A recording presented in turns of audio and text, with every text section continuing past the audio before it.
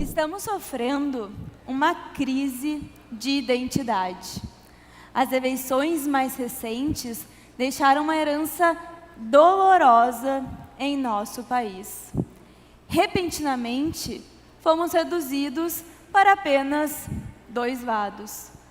O formato binário foi estabelecido. Eu não quero decidir o meu voto baseado em ideologias partidárias. Eu quero votar em pessoas que representem o que eu acredito, pessoas com valores sólidos e pessoas que lutem por um país onde eu possa prosperar, onde o Estado não vá me atrapalhar. Nós não estamos satisfeitos. Olhando para o futuro, precisamos ter mais esperança de dias melhores. Para isso, precisamos encarar o debate e buscar soluções reais, sem ilusões. Precisamos recalcular a rota. Mas diante desse quadro que eu aqui estava dizendo, o diagnóstico do Estado de Goiás, cabia a mim tomar algumas decisões naquele momento. O meu Estado, naquela hora, tinha todos esses problemas que eu citei aos senhores.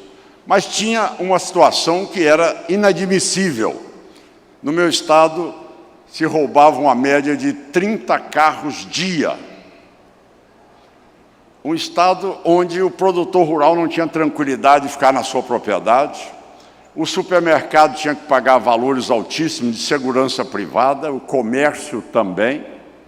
Vivia-se uma situação onde as pessoas, principalmente empresários, eram duramente achacados. Regiões do Estado, nos limites de Brasília, por ser ali o maior IDH que existe no país, e com isso as facções comandavam grandes áreas ali do entorno de Brasília. As 4 cidades mais violentas entre as 10 estavam situadas no meu estado de Goiás. Esse era um processo desafiador que nós tínhamos naquele momento.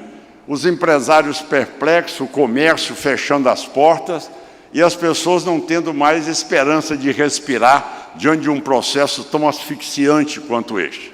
Então, o meu primeiro momento ali foi dizer, olha, a minha prioridade ali como diagnóstico, eu preciso de dar um basta em tudo isso, e Goiás não pode ser mais uma Disneylândia da criminalidade no país. Então nós temos que fazer ações enérgicas, e aí sim, no meu primeiro dia de mandato, eu defini com muita clareza aquilo que queria no Estado, como um primeiro momento, que era a condição de segurança máxima, tá certo, no Estado de Goiás, definindo que ali o crime não ia persistir e que nós não íamos admitir que o cidadão goiano pudesse ser mais ali viver uma situação tão difícil como vivia.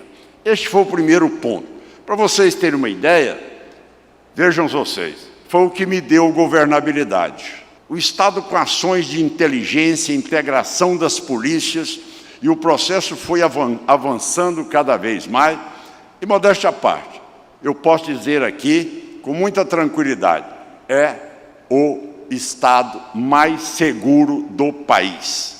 Goiás é um estado que você pode morar em qualquer região, não existe um palmo de terra em Goiás que facções comandam. Lá o comando é do Estado. E como eu aprendi muito cedo, não é? Eu só posso acreditar na Constituição brasileira se ela realmente for aplicada. O Estado democrático de direito, ele não pode ser subjugado pelo Estado do crime. Quantas cidades no Brasil você não transita nelas? O território de alguns estados, ele é governado pelo governador ou ele é governado a maior parte pelas facções criminosas? Essa é a pergunta que muita gente se acanha e não quer enfrentar. É lógico que o risco é altíssimo, as dificuldades são enormes. Essas pessoas hoje construíram tentáculos fortes na iniciativa privada, nos poderes, seja no poder judiciário, no poder legislativo, no poder executivo, em todos os segmentos hoje, eles estão muito bem estruturados. É um enfrentamento que precisa ser uma meta também de governo para que o nosso povo possa trabalhar, ele possa ter liberdade. Então, esse crescimento por trás de tudo isso que nós estamos mostrando, vem primeiro pela seleção de pessoas as quais ocuparam as secretarias no nosso governo. E aí eu faço alguns dados que vocês já conhecem de sobra, principalmente o IEE, tem todas essas colocações aí no Brasil, em termos de a deficiência na liberdade econômica, o Brasil está em último lugar, também aí nesse marco do mercado, também o Brasil entre os piores colocados também, dentro desse parâmetro que é internacional tudo isso, e comparado com vários países, como vocês tiveram a oportunidade de ver. Também esse fardo regulatório que aqui foi criado é em cima de um decreto, o outro para corrigir o decreto anterior, o terceiro para discutir, e cada vez mais a burocracia vai aumentando e o custo também para os empresários vão levando a uma situação de asfixia e uma falta total de capacidade de sobrevivência. Cada um desses eixos aí priorizados e ampliando a ele também a segurança pública. Vejam vocês, quando eu assumi o governo, aquela linha verde ali era uma empresa para poder se instalar no estado de Goiás. Para se instalar no estado de Goiás é aquele parâmetro ali verde quando eu assumi o governo em 2019. Então, para você fazer uma fábrica em Goiás, ela tinha um custo mais alto do que você fazer naquilo que era o custo médio no país. Veja o que nós conseguimos em tão pouco tempo. Hoje nós estamos aí com um percentual ainda, tá certo? Que nós vamos baixá-lo ainda mais. O que isto significa para o empresário no meu estado? Significa que nós demos ali a todos que instalam uma empresa em Goiás uma redução que nesses 4 anos nós atingimos 11 bilhões de reais em diminuição de burocracias, de taxas para que o cidadão, ou de adiamento de decisões para que o cidadão pudesse implantar ali a sua empresa. É necessário que entendamos que, se o Brasil não voltar a atenção para a educação, que é exatamente um parâmetro que faz a diferença no mundo todo, nós vamos continuar perdendo a competição no mundo inteiro. Tanto é verdade que, para vocês terem uma ideia, desde Juscelino Kubitschek, nós no Brasil só sabemos copiar modelos de europeus, americanos e asiáticos. Nós nunca tivemos a competência, somos apenas mão de obra, nunca criamos o nosso trator próprio. Tentou-se aqui no Rio Grande do Sul, na época era mais montadora, não era tecnologia. Não temos aqui um carro que seja brasileiro, um caminhão que seja brasileiro. O Brasil só é reconhecido internacionalmente pela Embraer e pela agropecuária. São os 2 setores que o Brasil é competitivo, com o máximo de tecnologia. Hoje, cada cultivar hoje de um grão de soja, que só se plantava no sul do Brasil, hoje, na região do Cerrado, no centro-oeste brasileiro, no norte brasileiro, hoje vocês veem a prevalência da agricultura de alta tecnologia que existe lá, com todo o respeito também às regras do meio ambiente. Então vocês estão vendo que tudo isso é exatamente nós investirmos em capital humano. O Brasil é um país que não investe em talentos. O Brasil é um país que não investe na educação. O Brasil na OCDE é um dos países que mais destina verba para a educação. Surpresa de todos, né? Mas é verdade. E, no entanto, quando nós fazemos o IDEB para qualificar o Estado, se os colégios estão bem, o IDEB que tira primeiro lugar, a nota é 4,83 de 10. Quer dizer, nós estamos formando, tá certo? analfabetos funcionais, analfabetos digitais. Essa é uma realidade.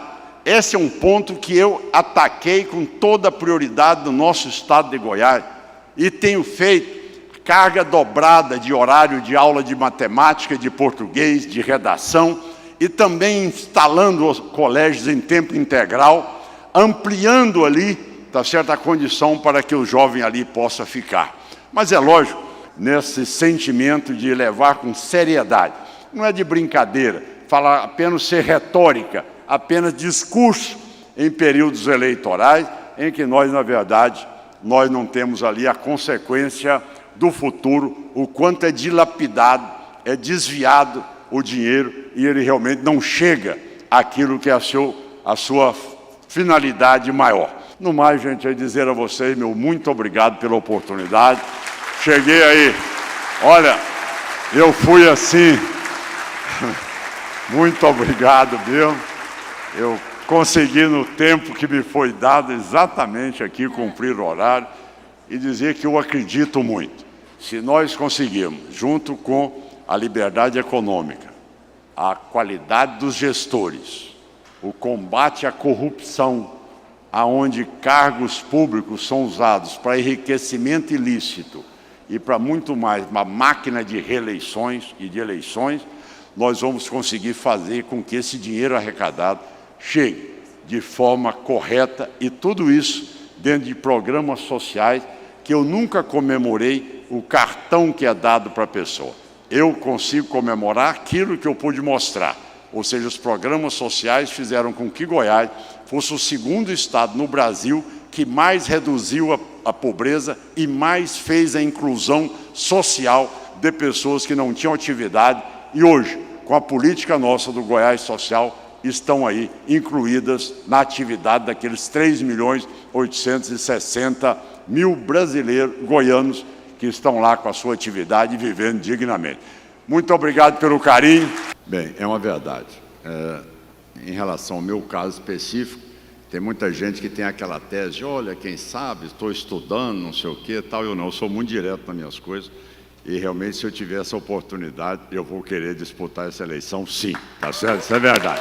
Não tenha dúvida, é uma coisa que eu já assumi, é uma determinação na minha vida, com a experiência que eu tenho hoje. Eu me sinto em condições de me colocar como pré-candidato e dessa maneira transparente, modéstia à parte, um governante, tendo independência moral e intelectual, ele consegue governar. Em um segundo ponto, nós já iniciamos. A semana passada nós tivemos um almoço, lá também um almoço de trabalho, na casa do senador Ciro Nogueira, onde nós estávamos lá vários governadores e líderes políticos reunidos, discutindo exatamente o que você está dizendo. Quais estarão mais qualificados para poder disputar uma eleição em 2026. Então nós já iniciamos aquilo que, sem dúvida nenhuma, com antecedência, eu acho que correto para que o processo possa acontecer lá na frente com a candidatura competitiva. Governador, há 2 anos atrás, nós recebemos aqui no palco do Fórum da Liberdade o Javier Milei. 2 anos depois, ele foi eleito presidente da Argentina. O senhor está sendo recebido aqui conosco 2 anos antes das próximas eleições. Então, quem sabe o Fórum não lança uma tradição de lançar o próximo e de antever o próximo presidente. Tá vendo? Muito obrigado. Várias concessões estão sendo feitas. Então, eu vejo que a liberdade nossa, ela precisa de ser econômica, mas ela precisa também ser a sobrevivência do Estado Democrático de Direito. Porque o dia que nós perdemos e eles tomarem conta, aí você vai ver o que tem de pior no mundo. E nós temos aí hoje exemplos bons que reagiram. El Salvador reagiu, está lá, não é? Foi reeleito, fez a bancada de deputados federais, quase que mais de 90% dos deputados federais ele elegeu em El Salvador. E também o Equador tem conseguido declarar guerra ao crime e está resgatando a credibilidade e a condição do país sobreviver.